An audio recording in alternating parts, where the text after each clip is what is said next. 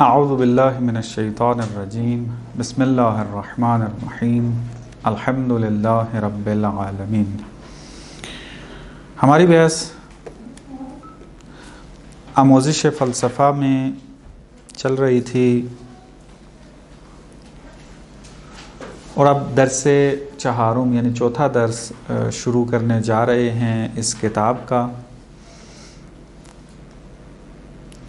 مختصر تعارف اس درس کے بارے میں آپ کی خدمت میں بیان کر دیا تھا کہ اس درس میں فلسفہ اور علم کتنی اصطلاحوں میں استعمال ہوتا ہے اس کو بیان کرنا ہے اور کیا گیا ہے اس درس میں۔ اس درس کے شروع میں جناب آیت اللہ مصباح حفظہ اللہ وہ یہ بیان کرتے ہیں کہ کیوں ضرورت پیش آئی کہ ہم علم اور فلسفے کی اصطلاحات کو کھولیں اصل بحث میں جانے سے پہلے۔ اس کی ایک مین وجہ یہ ہے کہ تاریخ فلسفہ سے ہم آگاہ ہو گئے۔ اگر ہم اس تاریخ فلسفہ کو مد نظر رکھیں تو ہمیں ایک زمانہ ایسا ملتا ہے کہ جہاں پر ایک مکتبہ فکر نے آ کر علم اور فلسفے میں تقابل ایجاد کر دیا، ایک دوسرے کے مقابل میں لا کھڑا کیا۔ علم ہے تو فلسفہ نہیں ہے، فلسفہ ہے تو علم نہیں ہے۔ علم اور فلسفے میں تقابل ایجاد ہو گیا۔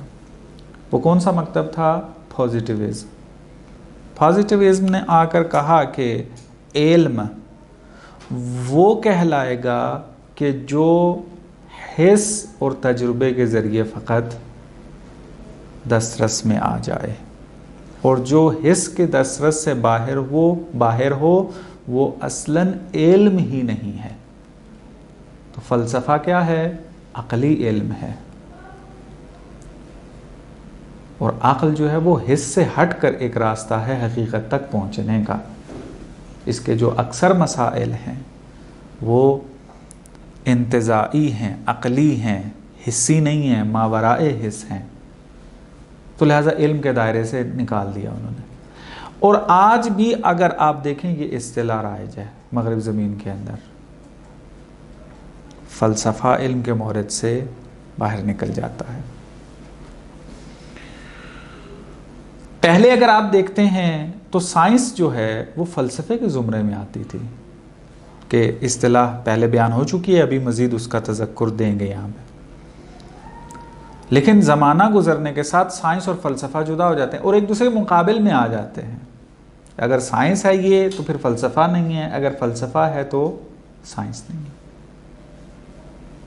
کہ سائنس کا ترجمہ فارسی میں علم کے ساتھ کیا گیا ہے، تو لہٰذا آیت اللہ مصباح یہاں پر علم کی مختلف اصطلاحات کو بیان کرتے ہیں، فلسفے کی اصطلاحات کو بیان کرتے ہیں۔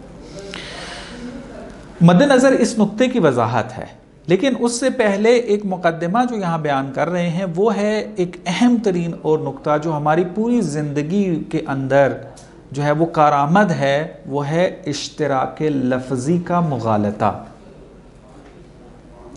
کہ ایک لفظ مختلف میدانوں میں جب استعمال ہوتا ہے اس کی ہر میدان میں الگ معنی ایجاد ہو جاتا ہے، اور اگر انسان اس لفظ کے مختلف معانی جو کہ وہ مختلف میدانوں میں رکھتا ہے اس سے آشنائی حاصل نہ ہو، تو اگر آپ ایک مورد میں جا کر اس لفظ کو سنیں گے تو ممکن ہے آپ اس مورد میں جو معنی مراد ہے وہ مراد نہ لیں، بلکہ کسی اور میدان کا معنی کہ جو آپ کے ذہن کے ساتھ انس رکھتا تھا یا آپ اس ماحول میں زندگی گزار رہے تھے اس معنی کو یہاں پر آ کر تحمیل کرنا شروع کر دیں اور کہیں کہ یہاں بھی یہی مراد ہے، اور یہیں سے پھر مغالطہ ہو جاتا ہے اور نتیجہ انسان غلط لے لیتا ہے۔ تو لہٰذا اشتراک لفظی کی بحث کو یہاں پر انہوں نے بیان کیا، اور تھوڑا سا وضاحت پچھلے درس کے آخر میں بیان بھی کر دیا تھا، اس کو تکرار نہیں کرنا یہاں پہ۔ آیت اللہ مصباح اس اشتراک لفظی کے مغالطے کو سمجھانے کے لیے ایک مثال دیتے ہیں. مثال تھوڑی سی لمبی دی ہے انہوں نے. میں اگر مختصر سی اگر مثال دینا چاہوں، عام فہم ہو مشترک لفظی کے مغالطے کو سمجھانے کے لیے، وہ ہماری ہی زندگی میں موجود ایک مسئلہ کیا ہے؟ مکتب تشیع کے اندر نظام اجتہاد و تقلید ایک مسلمات میں سے ہے، اور رہا ہے، کوئی بھی اس کی مخالفت نہیں کی کسی نے. ہاں ایک زمانہ تھا اخباری مسلک و مکتب تھے، وہ تقلید کی مخالفت کرتے تھے، لیکن تقلید کی مخالفت نہ اس معنی میں کہ تقلید نہیں ہے، بلکہ کہ جو علم اصول کے ذریعے اصولیین جو استنباط کرتے تھے وہ اس استنباط کے مخالف تھے. بہرحال اجتہاد یہ ایک لفظ ہے، آج کے زمانے میں اس کو ایک معنی کے اندر استعمال کیا جاتا ہے. کیا ہے وہ معنی؟ جب ہم کہتے ہیں کہ اجتہاد، تو ہماری مراد یہ ہوتی ہے کہ فلانا مجتہد ہے یا اس نے اجتہاد کیا ہے. مراد ہماری یہ ہوتی ہے کہ اس بندے نے، جو فقیہ ہے، جو ہماری اصلی حدیث کی کتابیں ہیں، جو ہمارے بنیادی سورس ہیں دین تک پہنچنے کے، اس سے جستجو کر کے ایک مطلب کو استخراج کیا ہے. یہ عمل اجتہاد کہلاتا ہے، اور اس کوشش کے نتیجے میں جو نتیجہ نکلتا ہے اس کو فتویٰ کہتے ہیں. اور جو ماہر نہیں ہوتے فقہ کے میدان میں، ان کے بارے میں کہتے ہیں کہ اس فتوے کے اوپر عمل کرنا ضروری ہے. کیوں؟ اس لیے تم مہارت نہیں رکھتے ہو، اور دین کے اوپر عمل کرنا ہر انسان پر واجب ہے.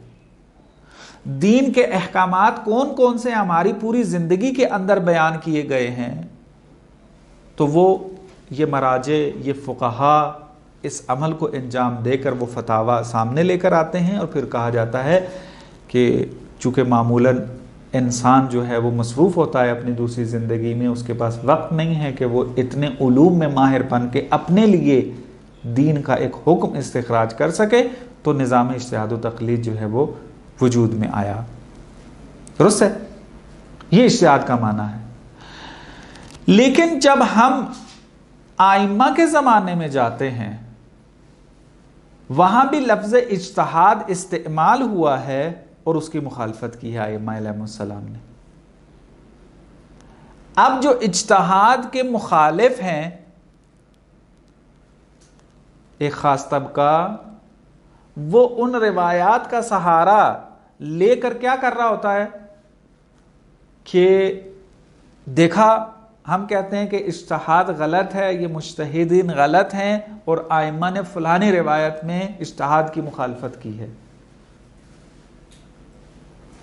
جب تحقیق کرتے ہیں آپ جا کر، آپ کو پتہ چلتا ہے کہ ائمہ علیہم السلام کے زمانے میں لفظ اجتہاد رائج تو تھا، لیکن اس کا معنی کوئی اور تھا. کیا معنی تھا؟ تفسیر بالرائے، اپنی مرضی کی تفسیر کر لینا. اہل سنت کے اندر ایک مکتبہ فکر جو موجود ہے فقہ حنفی کی شکل میں، ان کا ایک بنیادی اصول یہی ہے کہ اگر قرآن اور حدیث کے اندر کوئی چیز نہ مل پائے تو آپ کو اجازت ہے کہ آپ قیاس سے استفادہ کریں. قیاس کیا ہے؟ وہی اپنی ایک تفسیر کر دینا، تفسیر بالرائے کرنا، اس کو اجتہاد کہا جاتا تھا اس زمانے کے اندر. تو ائمہ علیہم السلام کے نزدیک مکتب تشیع کے اندر تفسیر بالرائے کرنا جو ہے وہ باطل ہے. آپ فقہ کے اندر قیاس نہیں کر سکتے. تفسیر بالرائے کا ایک مطلب یہ ہے کہ قرآن میں جا کر آیات کی تفسیر اپنی مرضی کی کرنا، وہ ایک الگ ڈیفینیشن ہے. اور یہاں پر قیاس مراد ہے، یعنی فقہ کے اندر انسان قیاس سے کام لے. مکتب تشیع میں باطل ہے، اور ائمہ علیہ السلام نے اپنے زمانے کے اندر بڑے شد و مد کے ساتھ جو ہے اس کی مخالفت کی ہے، متعدد روایات ہمارے پاس موجود ہیں۔ تو بس اس زمانے کے اندر لفظ اجتہاد مساوی تھا قیاس کے ساتھ، رائے کے ساتھ۔ رائے یعنی اپنی مرضی کی رائے دے دینا، چاہے وہ قرآن و سنت سے منسوب نہ بھی ہو۔ تو اب آپ آ کر دیکھیں کہ آج اگر ایک طبقہ مخالفت کرتا ہے، کہتا ہے کہ ائمہ علیہ السلام نے اجتہاد کی مخالفت کی ہے۔ لفظ اجتہاد تو موجود ہے آج کے زمانے میں بھی اور ائمہ کے زمانے میں بھی، لیکن فرق ہے، آج کے زمانے میں لفظ اجتہاد جس معنی میں استعمال ہو رہا ہے اس زمانے میں یہ معنی نہیں تھا۔ اگر یہ معنی ہوتا اس زمانے میں، پھر آپ کہہ سکتے تھے کہ یہ اجتہاد غلط ہے۔ بس آپ دیکھیں یہاں مغالطے میں مبتلا ہو گئے، یا جو جانتے ہیں وہ جان بوجھ کر مغالطہ کرتے ہیں۔ تو یہ مغالطہ کیا کہلاتا ہے؟ مغالطہ اشتراک لفظی۔ تو لہذا ایک لفظ کی حقیقت اور اس کے معنی کو جاننا کتنا اہم ہے استدلال اور فکر کے اندر، آپ ان جیسی مثالوں سے آسانی سے اندازہ لگا سکتے ہیں آ کر۔ بس ایک سادہ سی مثال سے ایک مغالطہ اشتراک لفظی جو ہے وہ واضح ہو جاتا ہے۔ چونکہ کتاب کے اندر جناب آیت اللہ مصباح نے ایک اور مثال دی ہے، تفصیلی ہے، چونکہ کتاب میں موجود ہے اور ہماری محور یہ کتاب ہے تو اس کو بیان کرنا ضروری ہے۔ وإلا اگر یہ مثال جو میں نے دی ہے اگر کوئی اس کو صحیح طریقے سے سمجھ لیتا ہے اور مختلف اور مثالوں سے استفادہ کر لے تو مطلب واضح ہے، یہ مثال بھی لینے کی ضرورت نہیں پڑے گی اس کو، لیکن بہرحال انہوں نے دی ہے۔ یہ تھوڑی سی جو ہے وہ مختصر سی اس کو کرنے کی کوشش کریں گے۔ کون سی مثال انہوں نے دی ہے؟ کہ جبر کی، کہ لفظ جبر کتنے معانی و استعمالات رکھتا ہے۔ کہتے ہیں کہ اگر آپ لغت میں جاتے ہیں تو لغت کے اندر اس کا معنی ہے تلافی کرنا۔ اگر کسی چیز میں کوئی نقص موجود ہے اس نقص کو برطرف کرنا، اس کو جبر کہا جاتا ہے۔ پھر بعد میں یہ جبر کا لفظ عربی زبان کے اندر اس عمل کے لیے بھی استعمال ہونے لگا کہ جہاں پر کیا ہے، کسی چیز، ٹوٹی ہوئی چیز کو باندھنا ہوتا تھا۔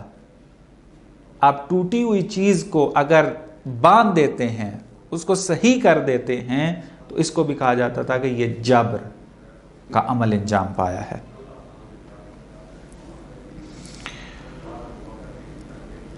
اس کے بعد پھر کیا ہو گیا؟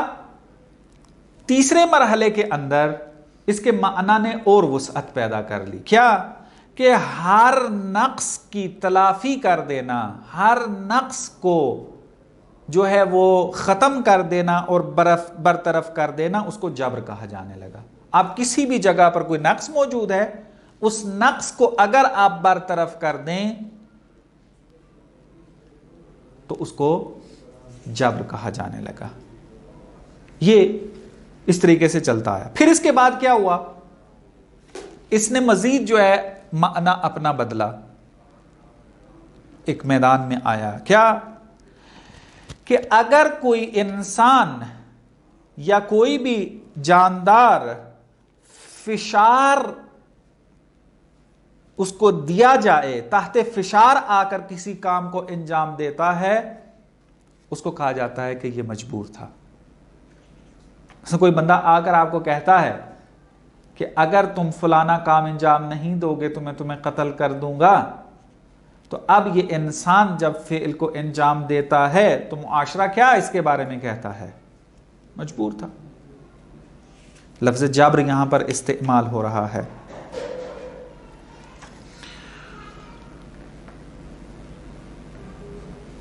درست ہے؟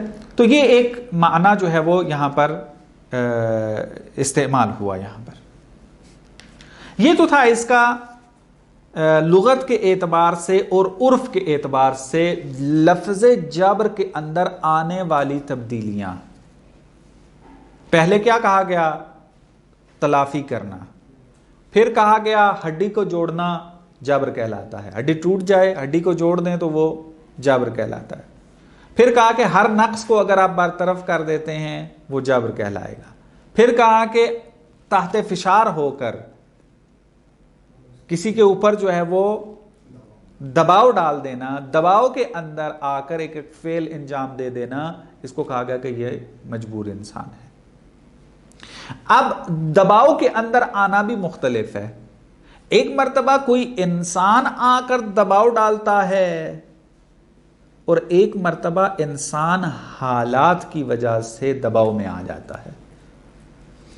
مثال کے طور پہ آپ کی نوکری چلی گئی، پیسے ختم ہو گئے، آپ کو گھر کا کوئی سامان بیچنا پڑا، تو کیا کہتا ہے انسان؟ مجبور ہو کے یہ کام انجام دیا ہے۔ تو یہ جو مجبور کی تعبیر استعمال ہو رہی ہے کیا ہے؟ یعنی کسی نے آگے تھوڑا کہا ہے آپ کو کہ تم نے اگر اپنا گھر نہ بیچا، تم نے اگر فلانی چیز نہ بیچی تو میں تمہیں فلاں فلاں کر دوں گا، کوئی دباؤ نہیں تھا۔ لیکن ایک اور دباؤ تھا جو نفسانی دباؤ تھا یا حالات کا دباؤ تھا، اس کے دباؤ میں آ کر انسان ایک فعل کو انجام دے رہا ہے، تو لہٰذا یہاں جب تھا۔ یہ تھا عرفی اور لغوی معنی کے اندر تبدیلی جو آئی تھی۔ اس کے بعد یہ علامہ آیت اللہ مصباح جو ہیں وہ علمی میدان میں آ کر مثال دیتے ہیں، فرماتے ہیں کہ اگر آپ ریاضی میں جا کر دیکھتے ہیں تو وہاں بھی جبر کی ایک اصطلاح موجود ہے کہ جس کو ہماری زبان میں کیا کہتے ہیں؟ الجبرا۔ درست ہے، وہ بھی جبر ہی سے نکلا ہے، علم الجبر کہا جاتا ہے اس کو، درست ہے۔ تو وہاں پر ایک مطلب موجود، ایک یہ اصطلاح موجود ہے، اور ایک اصطلاح جو علم کے اندر موجود ہے وہ ہے سائیکالوجی سے مربوط، انسان کے نفس اور روان کے ساتھ مربوط ہے۔ وہ کیا ہے؟ وہ جہاں پر انسان کا اختیار اور ارادہ نہ ہو اس کو کہتے ہیں یہ انسان مجبور ہے۔ مثلا کیسے؟ مثلا آپ پر روزہ رکھنا جو ہے واجب تھا، آپ نے روزہ رکھا ہوا تھا، ایک بندہ آ کر آپ کے ہاتھ پاؤں باندھ کر کیا کرتا ہے؟ آپ کے ہاتھ کے ذریعے، یعنی آپ کو اس طریقے سے جو ہے وہ باندھ دیا جاتا ہے اور پھر آپ ہی کے ہاتھ کے ذریعے آپ کے منہ میں جو ہے وہ پانی اڈیل دیا جاتا ہے، یا مثلا آپ کو ہاتھ پاؤں باندھ دیا جائے اور آپ کے منہ میں جو ہے وہ پانی اڈیل دیا جائے، ٹھیک ہے۔ اب آپ یہاں پہ کیا کر رہے ہیں؟ پانی آپ نے پی لیا ہے، لیکن یہ پانی پینا جو ہے نہ تو آپ کے ارادے کے ساتھ تھا نہ اختیار کے ساتھ تھا، ارادہ و اختیار اس میں شامل نہیں تھا، مجبور کر دیا۔ مثلا ایک انسان جو ہے اس کو پاؤں، اس کے ہاتھ پاؤں باندھ دیے جائیں، باندھ کر کیا ہے اس کو ایک تازہ متولد بچے کے اوپر پھینک دیا جائے، اب وہ مرا کس کی وجہ سے ہے؟ اس کے گرنے کی وجہ سے ہے، اب کیس اس کے اوپر چلے گا؟ نہیں۔ کیوں؟ اس وجہ سے تھا یہ تو ارادہ و اختیار نہیں تھا اس کے پاس جب وہ گر رہا تھا اس بچے کے اوپر۔ پس ایک جو تعبیر استعمال ہوتی ہے، اور علم کلام کے اندر بھی آپ نے دیکھا ہے جو جبر و اختیار کی بحث چل رہی ہوتی ہے وہ بھی تقریباً اسی معنی میں ہے کہ جب کہا جاتا ہے کہ انسان مجبور ہے یا مختار، تو یہی بحث کر رہے ہوتے ہیں۔ پس ایک اصطلاح جو ہے وہ علم کے اندر یہ ہے۔ تیسری اصطلاح جو انتہائی اہمیت کے عامل ہے اور ثمرہ یہاں ظاہر ہوتا ہے آ کر، وہ کیا ہے؟ وہ ہے فلسفی اصطلاح۔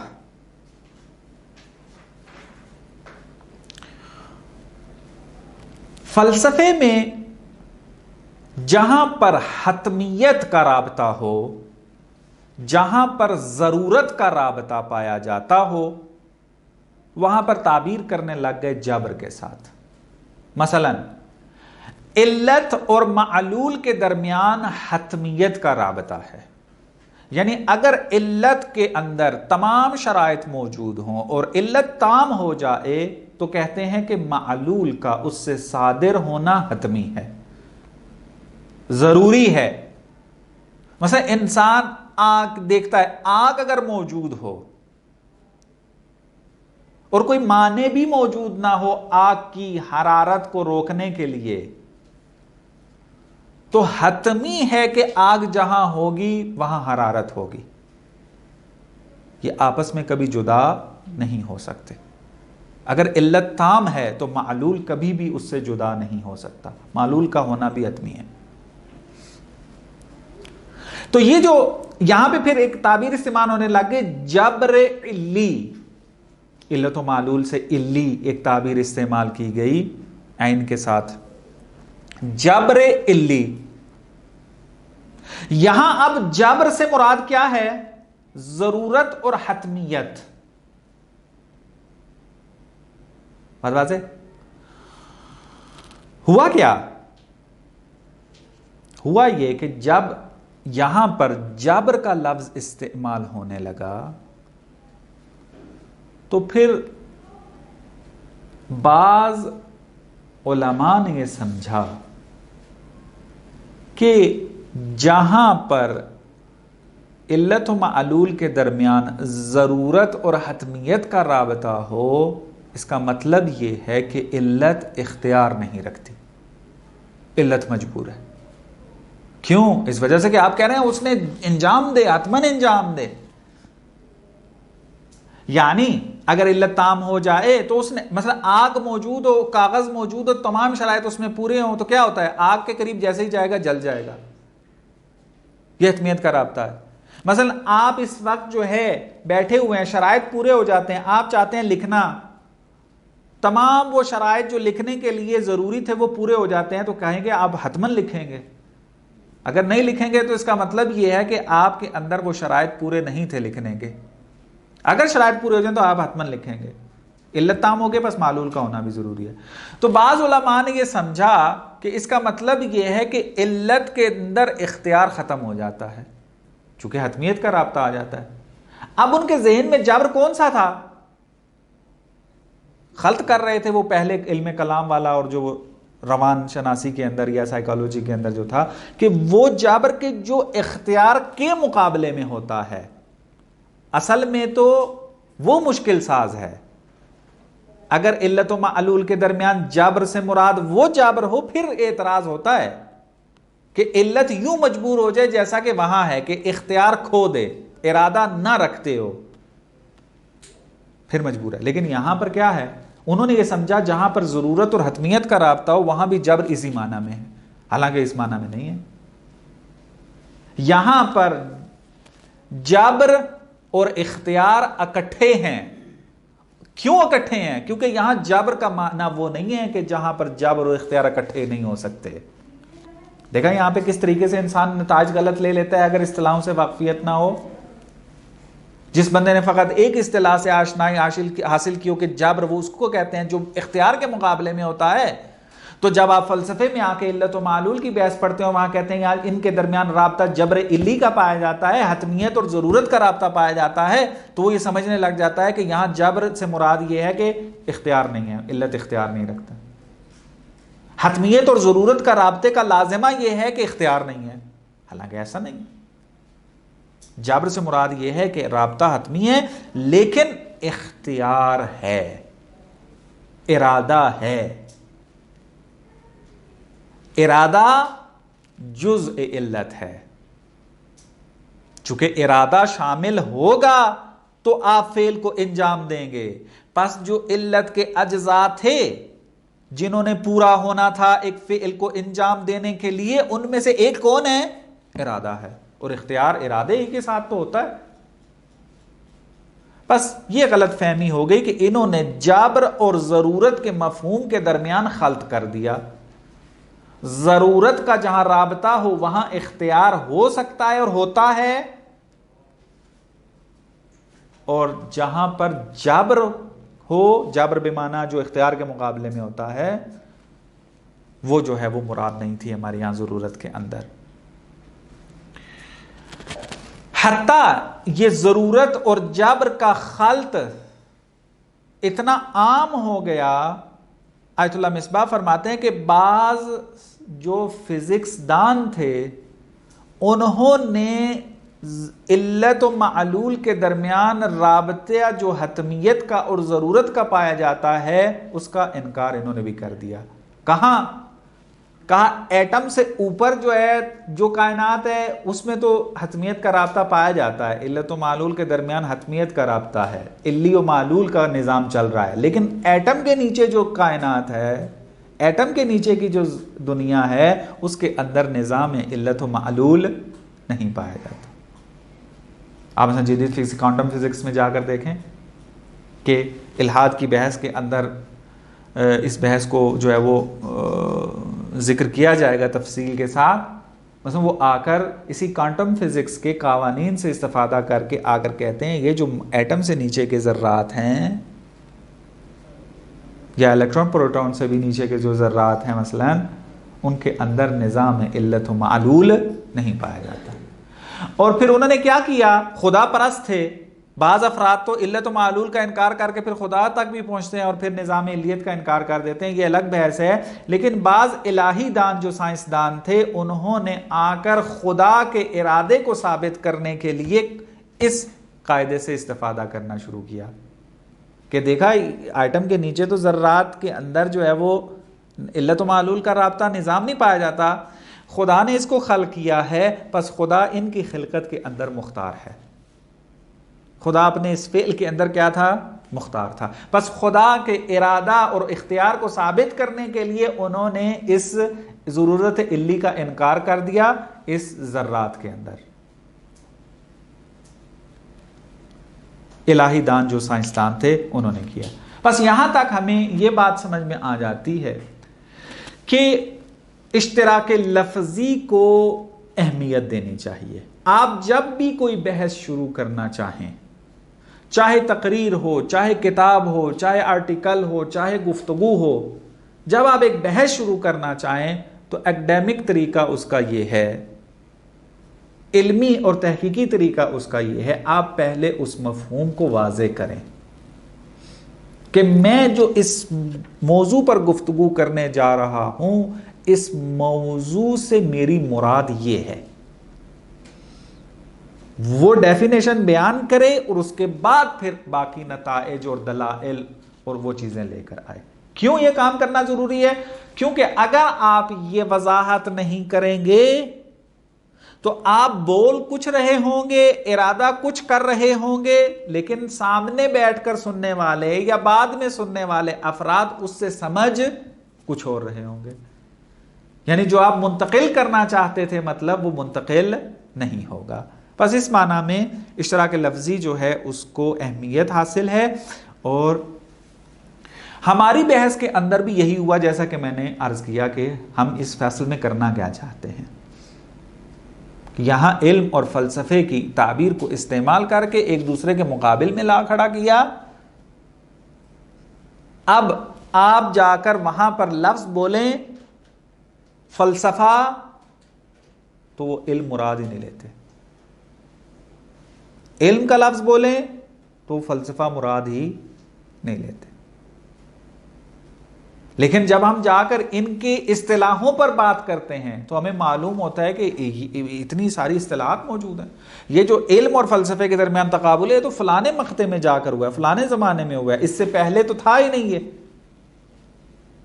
واضح؟ تو یہاں سے پھر انسان جو ہے وہ سمجھ جاتا ہے کہ اصل مسئلہ کیا ہے۔ اس کے بعد جو ہے وہ آیت اللہ مصباح علم کی مختلف اصطلاحوں کو بیان کرتے ہیں، پھر اس کے بعد فلسفے کی مختلف اصطلاحوں کو بیان کرتے ہیں اور پھر نتیجہ لے لیتے ہیں، اور یہ درس ہمارا جو ہے وہ ختم ہو جائے گا انشاءاللہ۔ اس کو پھر بعد میں دیکھتے ہیں چونکہ اب وقت ختم ہو گیا۔ وصلی اللہ علی محمد و آل محمد۔